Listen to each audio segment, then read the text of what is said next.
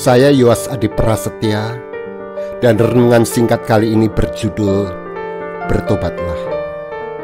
Injil dengan sangat jelas menampilkan undangan untuk bertobat.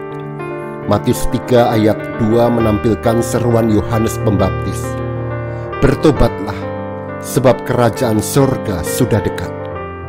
Undangan atau lebih tepat desakan untuk bertobat itu dinyatakan oleh Yohanes Pembaptis yang muncul ke tengah-tengah kerumunan dari padang gurun yang sunyi, bagaikan suara yang meraung-raung dari padang gurun, vox clamantis in deserto.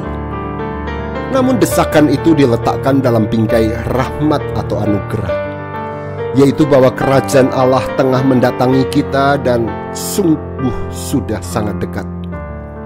Kerajaan Allah adalah kata kunci dalam Alkitab yang menunjukkan merajanya Allah dalam seluruh semesta, termasuk kehidupan kita.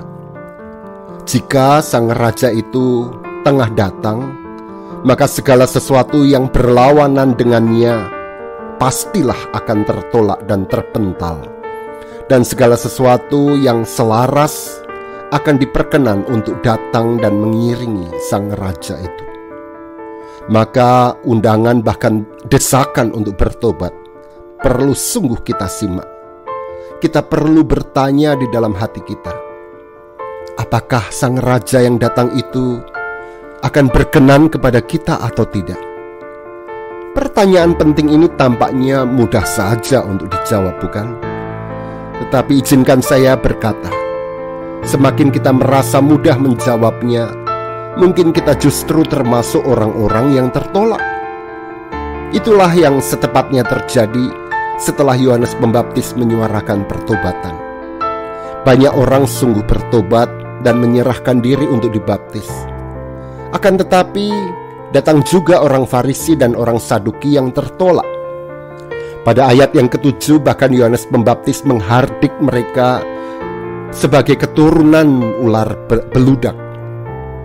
Yohanes Pembaptis sungguh memahami bahwa pertobatan tidak dapat diperoleh melalui harga diri dan perasaan sebagai orang yang paling benar. Yesus acap kali mencela orang-orang yang merasa diri baik dan benar, apalagi lebih baik dan lebih benar daripada orang lain. Sebaliknya, berkali-kali Yesus menampilkan contoh orang-orang yang merasa diri paling berdosa, paling tidak layak, dan rahmat Allah justru paling tercurah melimpah ke atas mereka, yaitu orang-orang yang rela untuk bertobat karena kesadaran pada ketidaklayakan mereka. Maka satu hal terpenting yang sungguh ingin saya katakan adalah ini: ketika undangan atau desakan bertobat itu kita dengar, tidak usahlah membandingkan diri kita dengan orang lain. Undangan pertobatan itu disampaikan secara langsung kepada kita secara pribadi. Maka kita harus menjawabnya secara pribadi juga. Kita berurusan bukan dengan orang lain, sekalipun mungkin orang lain itu kita anggap lebih buruk dan lebih berdosa dari kita. Akan tetapi kita berhadapan dengan sang raja yang datang itu, sang raja yang maha suci itu. Dan hanya perasaan tak layaklah yang kita miliki. Atau dalam kata-kata Yohanes Pembaptis, aku tidak layak melepaskan kasutnya.